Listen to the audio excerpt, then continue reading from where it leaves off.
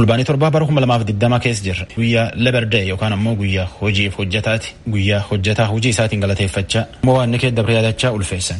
Waan arsanii qopheessan oduun jalqabna. Achiin duubatti waan hafedda barraa ansoraa lakeeti. Jaalanneetti oduu nutti.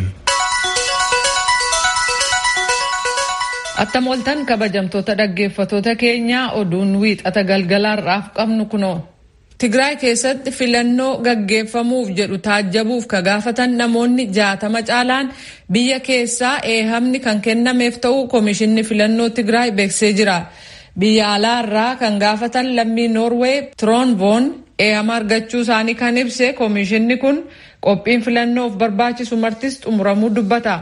Dhaabbatoota Tigraay keessaa kanneen filannoo kana taajjabuuf gaafatan keessaa hawaasni siviilii bakka bu'ee ka jiru dhaabbati Subscibe jedhamu TPLF madaalaa mitii jechuudhaan yaada waan dhiyeesseef yeroof taajjabdummaa keessaa ugguramuun ibsameera. Sabaahimaan 15 caalan biyya keessaaf alaa eehama argatanii bulchiisa naannoo Tigraay seenuunis ibsamee jira. Sabaahimaan biyya keessaa kanneen ammaan dura Tigraay keessatti filannoon gaggeeffamuu hin qabu jechaa turanis Tigraayin seenuu kan hin dandeenye ta'uu komishinichi beeksisee jira. Filannoon kun roobii iftaanii gaggeeffamuuf ka jiru ta'uu Mulugeetaas Bahaa Maqaleerraa gabaaseera. Oduu biraan oduu gabaasaan VOA Simon Marks har'a ganama dirree xayyaaraa Booleetti oduu gabaastota biyya keessaa 3 fi nama kabiraa xayyaara gara Maqaleetti balali'u seenuuf yeroo yaalanitti tika nagaa ka biyyoolessaa fi tajaajila nageenyaan dhorkamneerra jechuudhaan tiwiitarii irratti barreesseera. Bilbilli harkaa kompiitariin harkatti qabanne yookaan laaptooppiin fudhatameera. Miidiyaalee hawaasaa irraa waan maqaa keenyaan bananne cufameera jedhee jira. Gama kaanii Reuters akka gabaasetti gaazexeessota 4 fi gurmuu gorsitootaaf xiinxalaa gameessa nama ta'e tokko dabalatee yoo xiqqaate namni 12 wiixata har'aa balalii xayyaaraa gara Tigraayitti godhamuurraa dhorkamuu isaanii gabaasee jira. Kanneen ugguraman kun akka jedhanitti waa'ee filannoo akka hin gabaafamneef ta'uu malaa jedhu. Waajirri muummichi ministeeraa Abiy Ahmed kanarratti deebii akka kennuuf gaaffiin dhiyaate deebii kan hin arganne ta'uu dhaabbati oduu Reuters gabaaseera. Hagayya 30 bara 2012 jechuun sanbata darbe manni marii federeeshinii Itoophiyaa waa'ee filannoo bulchiisa naannoo Tigraay kan ilaaleen murtii dabarsee jira. Bulchiisi naannoo Tigraay seera baaseen boordii filannoo hundeessuun heera biyyatti kan mormu ta'uu beeksisee jira. Kana malees manni maree bulchiisa naannoo Tigraay qaamonni raawwachiistuu fi labsii waa'ee filannoo murtiin dabarsanii fi hojiin hojjetan heera biyyattii wajjin kan wal faalleessuu fi filannoon akka waan gaggeeffameetti hin lakkaa'amu kan hin jirree fi hojiirra ooliinsa kan hin qabne jechuudhaan manni maree federeeshinii sagalee guutuun murtii dhumaa dabarsuusaa Mallaskaachoo Ammahaa gabaaseera. Qaamni hojii raawwachiistuu mootummaa Itoophiyaa murtii manni maree federeeshinii kan Itoophiyaa dabarse hojiirra oolchuu qaba jechuudhaan pireezidaantiin mootummaa bulchiisa naannoo Amaaraa Tamasgan Xurune kaleessa tuuta oduuf ibsanii jiru. Murtii manni maree federeeshinii dabarse kanarratti waan itti dhaga'ame garuu hin ibsine. Konyaalee Walqaayitiif Raayyaa keessatti dhiittaa mirga namoomaa dhaqqabee jira jedhame sana mootummaan federaalaa akka gidduu seenuuf bulchiisi naannoo Amaaraa gaafachuunsaa ni yaadatama. Manni maree federeeshinii murtii baasee irratti naannoo jedhametti dhuguma dhiittaa mirga namoomaa dhaqqabaa akka jiru ibsee jira. Garuu tarkaanfii fudhatamuu qabu kan ilaaleen waan lafa kaa'een qabu jechuudhaan Asteer Misgaanaaw Bahar Daar irraa gabaastee jirti. Manni maree federeeshinii bulchiisa naannoo Tigraay keessatti filannoo gaggeeffamu seeraan ala fudhatama kan hin qabne ta'uusaa murteessuun waan gaarii ta'etu jiru. Naannoo Raayyaa fi Walqaayitiif dhiittaa mirga namoomaa dhaqqabee jira jedhameef furmaata kaa'uu dhabuunsaa kan isaanitti hin tolle ta'u paartiin Deemokiraatawaa Raayyaa Raayyummaa fi Koreen Eenyummaa Walqaayit Xagadee Amaaraa deebisuu fi hundeeffame beeksisanii jiru. Itti aanaa walitti qabaan paartii Deemokiraatawaa Raayyaa Raayyummaa Obbo Amaaree Guban murtiin mana maree federeeshiniin kenne ejjennaa gar tokkotti cite hin calaqqisuu jedhaniiru. Rakkoo jiru adda baasuu qofa otoo hin taane furmaata kaa'uun kanneen rakkoo kanaaf itti gaafatamoo ta'an murtii itti kennuu qaba tures jedhan. Filannoon Tigraay keessatti gaggeeffamuuf jiru bulchiisa naannolee kabiroo keessatti hojii diiggaa agarsiisaa jechuudhaan koloneel Dammaqaan dubbataniiru. Maraafuu dhimma kana irra deebi'anii mana maree federeeshinii Itoophiyaatti kadheeffachuuf jiran ta'uu beeksaniiru. Sababa weerara vaayirasii koronaan kan ka'e Itoophiyaan geejiba uummataa irratti uggura keessee turte laaffisuu beeksistee jirti. Geejibi uummataa kan biyya qaxxaamuree deeman akkasumas atoobisii magaalaalee fi taaksiin lakkoofsa imaltootaa fe'achuu qaban guuttachuu danda'u jedheera. Mootummaan uggura kaa'amee ture sana yeroo dhukkubi COVID-19 hammaataa jiru kanatti maaliif akka laaffise hin beekamin jira. Somaaliyaa keessatti weerara dhukkuba COVID-19 sodaa uumeerraa kan ka'e gama dubartoonni ulfaa ogeessa fayyaa of ilaalchisuu fi daa'imman tallaalee argachuun kufaatii guddaa mudachuusaa aangawoonni eegumsa fayyaa kan Somaaliyaa beeksaniiru. Haadholiin ulfaa fi daa'imman tajaajila eegumsa fayyaa dhabuun dhukkuba kanneen biroo hammeessuuf jira yaaddoo jedhu qabu. Amma oduu ispoortii qabna sora. Gurbaan ganna 17 dhalootaan biyya Afrikaa Giinii Bisaa'u tokko mataa oduu ispoortii addunyaa ta'uu jira. Abbaan Taayigoo nugusi kubbaa miilaa addunyaa horteen Arjentiinaa Liyoon Meesii Barseloonaa dhiisan deemu jedhetti biyyi fure tuttuun oduu ispoortiiti. Ansuu Faatii jedhanii yaaman. Gaaf ganni isaa jaha maatiin isaa Ispeen Seviileetti hin godaante. Baarsaan nam kana kubbaa miilaa barsiifachaa guddifatte. Akka garee biyyaatti ammoo kalee Baarsaa taphate. Yoo kalee taphate sun ganni isaa 17 fi bultii 311 goolii 4 Barseloonaan Yukireeniin 4-2 moot keessa tokkisa galfate. Barkum 1924 asitti nami ganna 17 dhiyaatu akka Ansuu tapha jalqabaa irratti shaampiyoon liigii irratti sunu nami goolii galfate. Ansuu Faatii kan sunu meetirii 18 caal goolii irra fagaatee galfate. Nami isaan duratti akkan dorgommii gurguddoo addunyaa irratti goolii galche Joan Rankius barkum 1925 gaafas nami sunini ganna 18 fi guyyaa 344 bule. Ijoollee Afrikaa hedduutti kilaboota kubbaa miilaa Awurooppaatii biyya addunyaa keessa taphaaf bibilliqa. Liyoon Meesii maqaa akka akkaatii yaaman eeginni immoo kilabii ilkaan itti buqqifate Barseloonaa keessa ba'aa jedhee himate asitti kilaboota kubbaa miilaa addunyaa nam kana gatii hadhachuu fi hirbaachisuu jiran. Amma nam ganna 33 malumaaf marii jabduunaaf malee Barseloonaan guddoon adallansiifte guddoon na nyalchiiftellee taatullee kilabii tanaan walaadhuun fedhu tanumaafuu jarumoliin taphadhaa jedheetiin nama hedduu fure. Meesiin torbaan lamaan duratti kilabii isaatti deemuu fedhaa jedheetiin dubbate. Kilabiif biyyitii isaallee nam badhaas kubbaa miilaa addunyaa guuree biyyi tanallee maqaatti tolcha kana dhabuun fedhan. Taatullee kilabii isa tana jabeenni qofaan beekutti hin jiran. Laafinnaan leenqacoon dhawachuu jiran. Dorgommii shaampiyoon liigii jidabree irratti Baayir Muuniik Barseloonaa 8-2 mootee waan adii agarsiif. Meesiin duruu bulchoota kubbaa miilaa biyya isaatiin waliin galuu jecha dubbata. Iyyuu kilabii tan keessallee fakkeenyaaf haa kontiraatiin dhumatiin baay'illee $1 miliyoona 800 caal kaffalaa fedhan. Sun baasuuf dhibaachuun ammoo falama hedduu qabdi. Tan dhaquun fedhuu jedheedhan. Kana maleellee abbaa isaatii fi jarees gabaa itti barbaadutti gorseetiin hambiseedhan. Meesiin ganna 4 duralleetti federeeshinii kubbaa miilaa biyya isaatiin wal dhabeetiin keessa ba'uufii jedheennaan addunyaa goose. Barseloonaan nugus kubbaa miilaa jedhaniitiif waan akka akkaatiin faarsan kaan amdeeffachuu feete. Leenjisaa haaraallee yaayyuu qaxaratti. Luis Suarez kontiraatiin haaressineef leenjisaan haaraayii kilabii tana Meesii akka ijoollee daaddisuun feenuu jedhe. Meesiin marroo 731 caal Barseloonaa taphate. Goolee 634 caal galche. Meesiin abbaa ijoollee dhiiraa 3 hangafi isa Taayigoo. Abbaan Taayigoo bar dhufullee baarsum keessaan qubna qabaadhaa jedhe. Oduun har'aaf qabnu kanuma. Via afaan Oromoo caqasuu jirtan. Maatiin abbootii warri isaanii Wallaggaa Naqamteetti ji'a hedduuf nurraa hidhamanii jedhan dubbifne. Akka maatiin isaanii jedhanitti jara kana mana murtiilleen dhufaniitiin yookaan balleessatti murre yookaan ammoo gadillee lakkifne manuma midhaa keessa taa'uu jiran. Abbootii warra isaanii waan hidhamaniif rakkoo kee jirraa jechuun dubbatan. Biiroon bulchiinsa nageenya keessumattuu iyyuu Oromiyaa gama dhiyaa keessatti namni haga guddaan hidhame waan abaawoon shakkamee hidhamee jedhe. Naakor Malkaat dubbisa. Adde Fireezer Massalee jiraattu magaalaa Naqamteeti. Abbaa warraa isaanii obbo Haayilee Salamoon waliin ijoollee 2 godhatanii hojii daldalaatiin jiruuf jireenya isaanii geggeeffataa turuu dubbatu. Obbo Haayileen miseensa paartii Koongireesii Federaalistii Oromoo akkasumas immoo qindeessaa dargaggootaa waajjira Ofeekoo godina Wallaggaa ba'aa ta'uu dubbatu. Obbo Haayileen ilaalcha siyaasaa isaaniitiin kan mootummaa jijjiiramaa Itoophiyaatti mul'ate jedhame kana boodallee yeroo 4 hidhamanii jechuun dubbatan. Yeroo sirna addawaayii yookaan Ihaadig keessas yeroo 3 hidhamuu isaanii kan isaan dubbatan. Yeroo dhumaatiif kan isaan hidhaman ji'oottan 6 darbe kan keessatti ta'us akka heerri mootummaa Itoophiyaa eeyyamutti sa'aatii 48 keessatti miti guyyaa 48 keessatti illee mana murtiitti hin dhiyaanne jechuun dubbatu Adde Fireezer.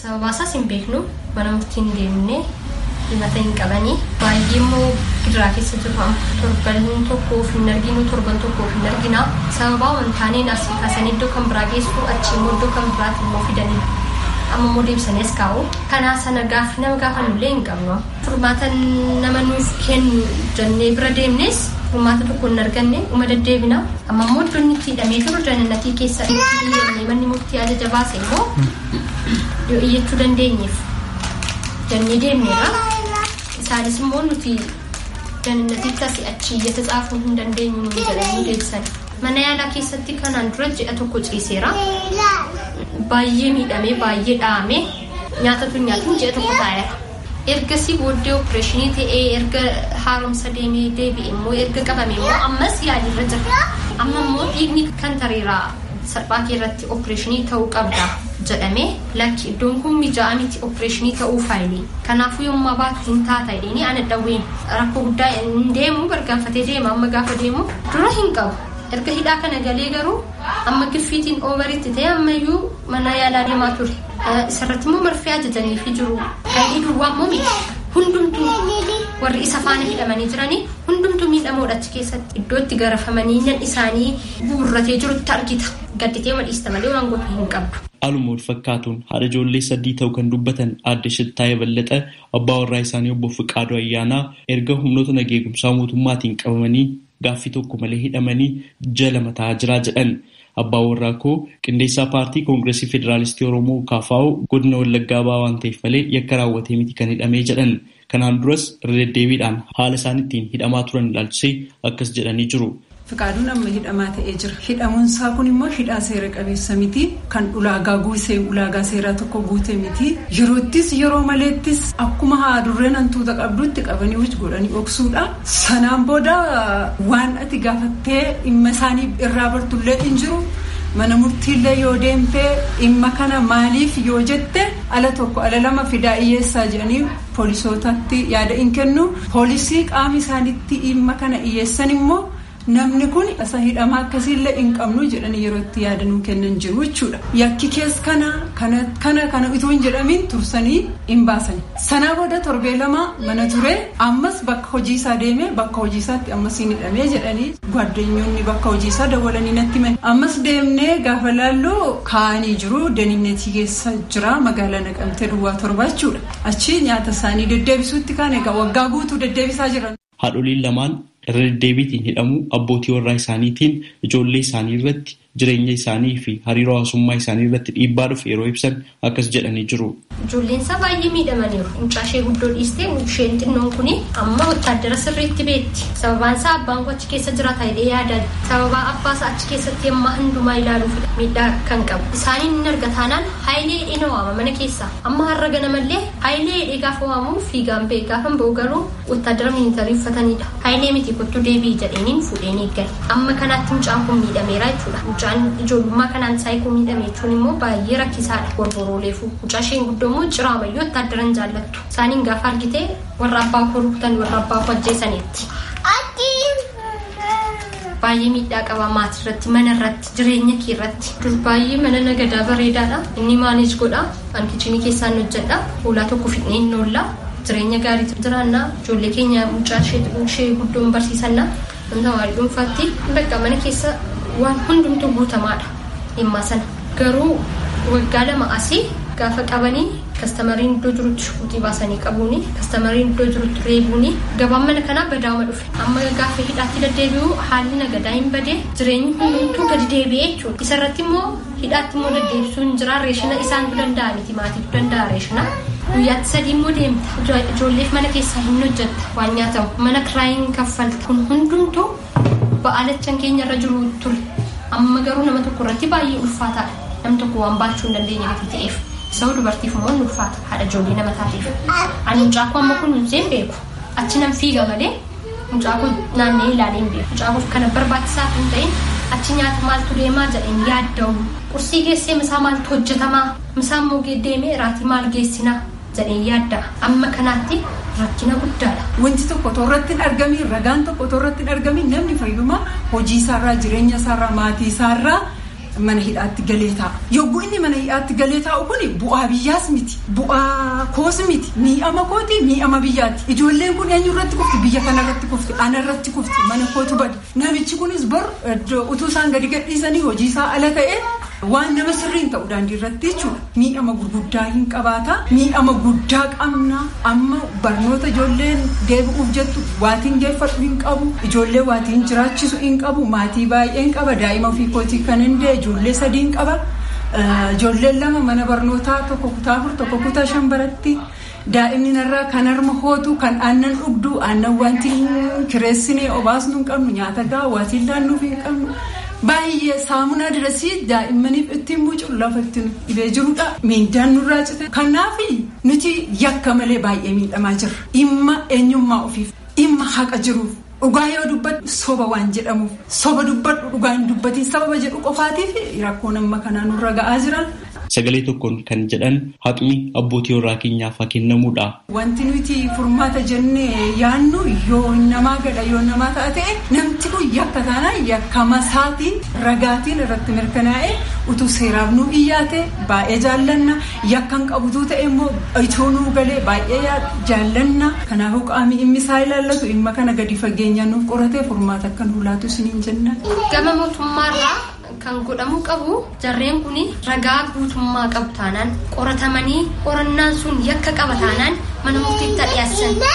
Nutis namni yakka dalage tokko yakka isaa hin adabamin hin jiru. Garuu murtii hin qabu taanaan badii hin qabu taanaan namni kun akkasumaan agaagulii ji'a 5 ji'a 6 hidhamuun itiksiin isaanii hin eeyyamu. Qaamni mootummaa hundumtu kana ilaallatuuni furmaata itti nuuf kennu. Dhimma kana irratti akka deebinuuf kennaniif gara itti gaafatamtoota waajjira poolisii fi waajjira bulchiinsaaf nageenyaa magaalaa Naqamteef godina Wallaggaa Baatti irra deddeebiin bilbilus hooggantoota koomishinii poolisii naannoo Oromiyaa irraa deebii argachuudhaaf yaaliin goones milkoofne. Hoogganaan biiroo bulchiinsaaf nageenyaa naannoo Oromiyaa obbo Jibriil Mahammad dhimma kana irratti deebii kennanii jiru. Magaalaa Lixa Oromiyaa keessatti dhimmoonni bakka adda addaatti namni hidhame jedhameetiin ka'u mabii tokko malee nageenya walitti qabata. Eenyutu nageenya naannoo sanatti booressaa jira. Shaneedhaan walitti qabata. Namoonni mana hidhaa jiran. Namoonni tarkaanfiin hidhaadhaa itti fudhatame. Baay'een isaanii oolin ol jechuun walumaa gala guutuutti jechuu dandeetta. Naannoo hidhaa kan jiran warra loltuu shaneetii fi dabballoota shanee yookaan immoo miseensota ciccimoo isaan hawaasa keessatti galchanii hojii hojjechiisu. Warri kun tarkaanfiin seeraa itti fudhatamuun isaa maa inni miidhaan isaa. Kun kana ta'ee namoonni qabaman kun karaa biraatiin immoo namoota paartii adda addaa as keessa jira jedhanii gaafiin yaadni ka'us hin jira. Miseensonni paartii adda addaa jiraachuu danda'a. Dabili warri ta'ee warra ejjennoo wal makaa hidhannoo fi siyaasa nageenyaa walitti makeetiin hin deemu waan jedhamu san sirriitti wal maddii ilaaluu barbaachisa. Abbaan gaafii kana dhiyeeffatu mataan isaa qulqullummaa keessatti rakkoo qaba jedhee qoratee of qulqulleessee hawaasa isa dhaabbatee jedhuuf tajaajila kennuu danda'u qaba. Haala heerri mootummaa biyyattii eeyyamuun maaliif dafanii mana murtiitti dhiyaatanii ittiin murtoofnee yoo bilisa ta'an hin gadhiifamnee jennee kan gaafanneef weerarri vaayirasii kooroonaa biyyattii keessatti mudachuu wal qabatee ji'oottan 6-7 darban keessatti manneen murtii cufaadhaa jedhan yeroo manneen murtii banaman mana murtiitti kan dhiyaatan ta'a jechuunis dubbatanii jiru. Poolisiin yakka namoota kanaa qulqulleeffataa jira. Haa ta'u malee yakki isaan ittiin shakkaman yakka ulfaataa waan ta'eef yeroo fudhataa jechuunis itti dabalanii dubbatanii jiru obbo Jibriil. Ajjechaa weellisaa jaallatamaaf beekamaa Hacaaluu Hundeessaa booda Oromiyaa keessatti hokkara bakka garaagaraatti ji'oota 2 darbe dura uumamee ture jedhameen mootummaan naannoo Oromiyaa dhimma kanaa wajjin wal qabatee namoota shakkii lakkoofsaan 7,000 caalan qabuu fi dhimma isaanis seeraan hordofaa jiraachuu beeksisaa ture jira. Raadiyoo Sagalee Ameerikaaf Naakoor Malkaa Amboorraa.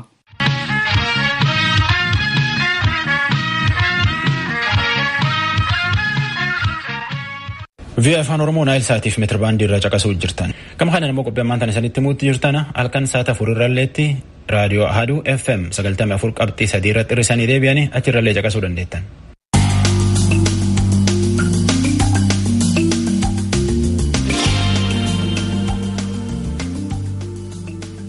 Akka bulchiinsi biiroo barnoota Oromiyaa jedhetti ganna dhufuu jalqabeetiin sirni gadaa sagantaa barnoota yookaan ammoo kaarikulamii haaraa tolchaniitiin Oromiyaa fi manneen barnoota afaan Oromoo Finfinnee keessallee barsiisamuu jalqaban. Tana bareedduu qorachaa bahanii jedha. Itti gaafatamaan biiroo barnoota Oromiyaa Dr. Tola Bariisoo tujubee dubbise. Oromoon sirna gadaa jaarraa 5 darban itti fayyadame sirna dimokiraatawaa qabaachuun beekama. Sirni gadaa sirna ittiin bulmaata Oromoo yoo ta'u siyaasni hawaasummaa fi dinagdeen Oromoo sirna ittiin murteeffamu. Kan hawaasni Oromoo mirgaaf dirqama isaa beekuudhaan ittiin walii galuuf tokkummaadhaan ittiin waliin jiraatu. Sirni gadaa sirna dimokiraatawaa akka ta'e hayyoonni seenaaf saayinsii hawaasaa hedduun mirkaneessaniiru. Sirni kun uummata Oromoo Gujiif Booranaa biratti utuu addaan hin citin hanga ammaatti itti fufee jira. Akkuma kanaan sirni gadaa dhaaba barnootaa saayinsiif aadaa jabeessuu irratti fuulleeffate yuuneeskoodhaan sadaasa 30 bara 2016 beekannaa argachuun galmeeffame. Kan addunyaan beekannaa kenneef sirna gadaa akka sagantaa barnootaa tokkotti barsiisuudhaaf biiroon barnoota Oromiyaa irratti hojjetaa turuusaa beeksiseera. Adeemsi kun yeroo ammaa maalirra akka jiru hoogganaan biiroo barnoota Oromiyaa Dr. Tolaa Bariisoo nuuf ibsaniiru. Dr. Tolaan akka jedhanitti waa'een barnoota sirna gadaa akka barsiifamu yaadni isaa erga ka'ee tureera. Biiroo Aadaaf Turizimii Oromiyaa waliin ta'uudhaan gara hojiitti seenuu ka jalqabne garuu bara kanaa jedhan. Sababiin isaas afaan seenaaf aadaa Oromoo guddisuun aangoon kan kennameef biiroo barnoota Oromiyaaf biiroo Aadaaf Turizimii Oromiyaa waan ta'eef jedhan. Sirni barnoota gadaa kun kennamuun waan barbaachiseef innaa ibsan akkas jedhu Dr. Tolaan. Sirni barnoota gadaa kun kennamuu wanti barbaachiseef tokkoffaa amma dhaloota keessumattuu amma guddataa jiru kana yoo ilaallu barnoonni ijoolleef kennamaa ture amala ijoollee gaarii gochuuf kan kennamaa ture barnoota siiviksii fi barnoota lammummaa kan jennu kana inni kun ijoolleen qabxii galmeessanis fooyya'insa amala irratti inni fide badaa kan gammachiisaa nuti qabxiin argamu jechaadha. Kanarraa kaanee nuti maal gochuu qabna yoo maal goone ijoolleen daa'imummaa irraa ka'anii aadaa, duudhaa, seenaa isaanii baranii akkamitti guddachuu danda'u. Mirgi daa'immanii, mirgi dubartii gadaa keessatti kan inni tuffachiisuu danda'u hin beekamaa. Oromoon barnoonni ammayyaa pre-education kan jennu kuni barnoota idileen duraa kennamuun duraa ijoollee isaa akkamitti akka lakkoofsisuu, akkamitti oduu durii mammaaksa akkatti himuu, akkamitti sodaa isaa achi keessatti akkatti barsiisuu qaba waan ta'eef achumaanis immoo namni umurii adda addaa keessatti gaheen inni taphachuu qabu daballummaa irraa ka'ee maal keessa darbee umurii maal keessatti hamma gadamuu ga'utti namni maal akka hojjechuu qabu sirni gadaa kun kana of keessaa hin qaba. Sirni gadaa tokkummaa uummataatis kan cimsu uummata Oromoo jidduutti akkasumaanis immoo uummata Oromoo saba biraa wajjin namni wajjin jiraachuu haala danda'u irratti baay'ee waan baay'ee of keessaa qaba. Akkasumaanis immoo namni naannoo isaa wajjin kunuunsa naannoo fillee gochuu qabu maal akka ta'ee namooma sin qaba sirni gadaa namooma hawaasa keessatti namni dinagdeen dadhabe tokko yoo jiraate akkaataa itti gargaaramu akkaataa itti wal gargaaran kana qaba. Akkaataa aangootti waliin dabarsan aangoon haala nageenya qabuun akkamitti akka darbullee kana hunda of keessaa qaba. Sirni gadaa barbaachisummaan isaa mana barnootaa keessatti ijoolleen baratanii guddachuun bu'aan isaa hedduu ta'uu kan ibsan Dr. Tolaan nutis kanarraa kaanee mana barumsaa keessatti kennamuun isaa murteessaadha jechuudhaan erga adeemsa isaa jalqabne baatii 6-7 taanee jirraa jedhaniiru. Yeroo ammaa sadarkaan irra jiru maali? Waggaa haaraa dhufaa jiru akka lakkoofsa Itoophiyaa bara 2013tti kennamuu ni jalqabaa. Kutaa 5-8tti inni jiru. Kitaabni isaa yeroo hammamitti maxxanfamee xumuramuu danda'a jedhamee yaadama isa jedhuuf Dr. Tolaan innaa deebisan. Amma sadarkaan irra jiru kitaabni kutaa 1-4 xumuramee diraaftiin duraa xumuramee kan immoo kutaa 5-8 akkasuma haalli itti eegalaa jirantu jira jechaadha. Bara 2013 keessatti barumsa kana hin kenname jennetti yaannaa jechaadha. Kutaa 5-8 akkasuma xumurama jiru yeroo keessatti hojjennee waan kana barattoota keenyaaf ni qaqqabsiisa jennee amannaa jechaadha. Biiroon barnoota Oromiyaa guutuu Oromiyaa keessatti akka barsiifamu irratti hojjetaa jiraachuu Dr. Tolaan ibsaniiru. Biiroon barnootaa Finfinnees bifuma wal fakkaatuun torban achaanu jalqabee manneen barnoota afaan Oromoo barsiisan keessatti sirna gadaa barsiisuudhaaf qophii xumuraa jiraachuusaa ibseera. Warra akka Finfinnee waliin quba qabaachuun waliin hojjetaa jirtu Dr. Tolaan deebii kennaniiru. Hoogganaa biiroo barnootaa Finfinnee wajjin waan kana irratti dubbannee jirra. Isaanis kan amanan akkuma duratti kaasee afaan barnoonni afaanii fakkeenyaaf afaan Oromoo kennamu akkasumaanis immoo barnoonni sirna gadaa kuni kana hojjetee kariikulamii kana bocee barsiisuu aangoo kan qabu biiroo barnoota Oromiyaa fi biiroo Aadaaf Turizimii Oromiyaa ta'uu sirriitti walii gallee jirra. Gareen isaanii sun odeeffannoo doon qabatin eegalan ta'uu danda'a. Eega jalqabanii yeroo gabaabaa waan ta'eef waa walitti bu'uun qabu wanta isaan achitti jalqabatanii kan biiroo keenyaa dursee kan deeme waan ta'eef waan isaan walitti fiduun waa wal faalleessuun qabaatu jechaadha. Barnoonni kennamu kuni kan qaama kana lamaan beekamtii qabu ta'a. Oromiyaa keessatti, Finfinnee keessatti, Kamisee keessatti, Harar keessatti, Direedawaa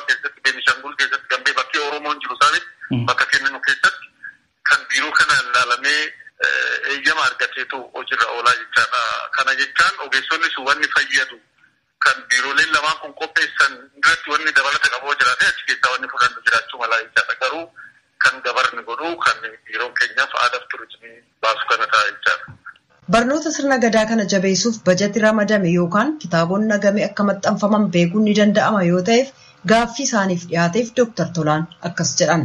Amma beekuun nu rakkisaa kan kutaa tokkoof amma 8 amma nuti fayyaannee jirru yeroo kana bara kana keessatti kitaaba barataa maxxansuuf yeroon gahaa waan hin taanee fi kitaaba barataa fi qajeelcha barsiisaa kan qopheessinu kana keessaa kan qajeelcha barsiisaa amma ta'u maxxansinee kitaaba barataa immoo bifa soft coppiitiin haala barataa bira qaqqabuu dandeenyuun hin yaalla.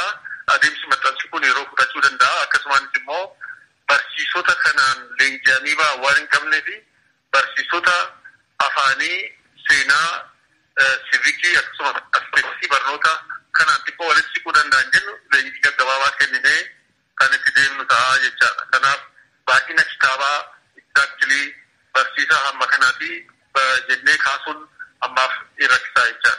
Dhaggeeffattoota keenya sirni gadaa manneen barnoota afaan Oromoo kan Finfinnee keessattis jalqabuuf akka jiru hoogganaa biiroo barnoota bulchiinsa magaalaa Finfinnee obbo Zalaalam Mulaatuu bira ibsa arganne qophii keenya borii irratti dhiyeessina nu hordofaa.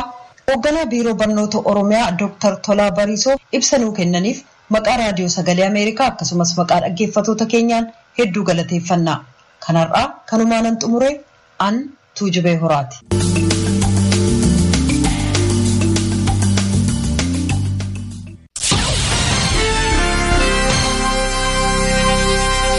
Kanatti aansinee ibsa gulaalaa kan imaammata United States calaqqisu isiniif dhiyeessina.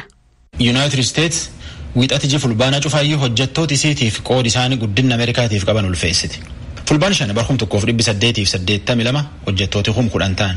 Guyyaa hojjettoota ulfeessuuf New York hara gugurdaa Manhattan irratti corooraniiti yaa'an. Guyyaa hojjettoota ulfeessuun gaafas jalqaban. Waldaan jiddu galeessa hojjettoota New York guyyaa kana warra akka mindaan hojjettoota wayyaa'uuf qabsaa'e akka sa'aatiin namaa qajeeltu. Akka sa'aatiin hojii gabaabattuuf akka fulaan keessa hojjetan namaa wayyooftuu fi qabsaa'anii ulfeessuuf yayyabame. Guyyaa hojjettoota ulfeessaa akka haalii hojiitti namaa qajeelullee ciniinnatanii itti qabsaa'anillee guyyaan kunan Labor Day. Baran vaayirasiin koronaa rakkoo hamaamtu jajjabduu lamaan dhufe. Rakkoon tunin ammoo rakkoo armaan dura jirtu waliin fakkaattu. Akka namni dhukkuba kana waltiin dabarsineef jedhanii namni miliyoona hedduu mana hojjechuu jira.